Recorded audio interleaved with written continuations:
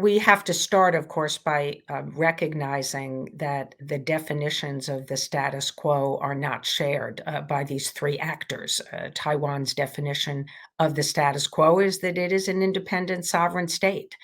The United States doesn't take a position on Taiwan's sovereignty. It says that remains unsettled historically and could at some future date be settled.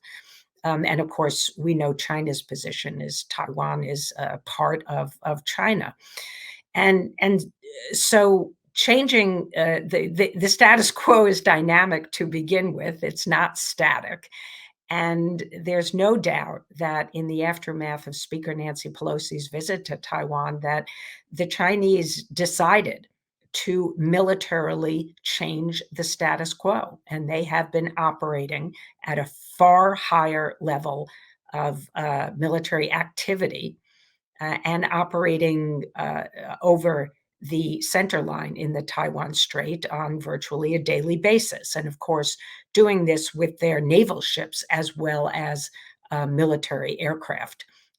Higher numbers, sustained at a high level, and closer, operating closer to Taiwan. And so whether we want to admit this or not, or acknowledge it or recognize it, it does appear that the PRC has in some ways changed the status quo in its favor, and that is very, very worrisome.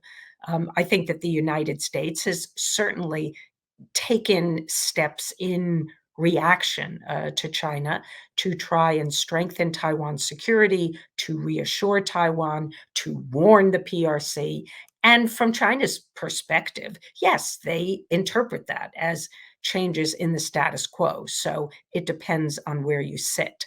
Of course, from Beijing's perspective, Taiwan changed the status quo when it decided not to accept the 1992 consensus after Tsai Ing-wen was elected. So this is a complicated picture because all three sides have their own perspectives.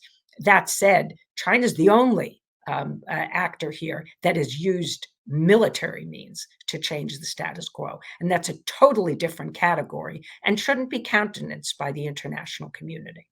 Do you feel that in extreme scenarios such as an economic downturn would serve as an excuse or a scapegoat, and a convenient scapegoat for the Chinese, especially with Xi Jinping showing his leadership position, to use Taiwan as something to distract the Chinese public?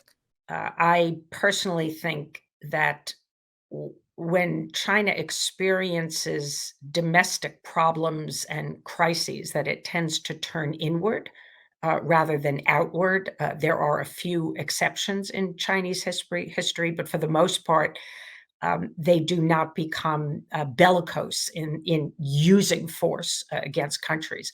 So I would expect that Xi Jinping might be more assertive and certainly against Taiwan, use more pressure, economic pressure, military pressure, diplomatic pressure, more disinformation, cyber attacks, all of the things that we refer to as gray zone threats, staying under the threshold that would trigger use of force by the United States to defend Taiwan, but nevertheless putting a lot of pressure on Taiwan. And in my view, the PLA is not ready for a military confrontation with the United States and does not have full confidence that it can seize and control Taiwan.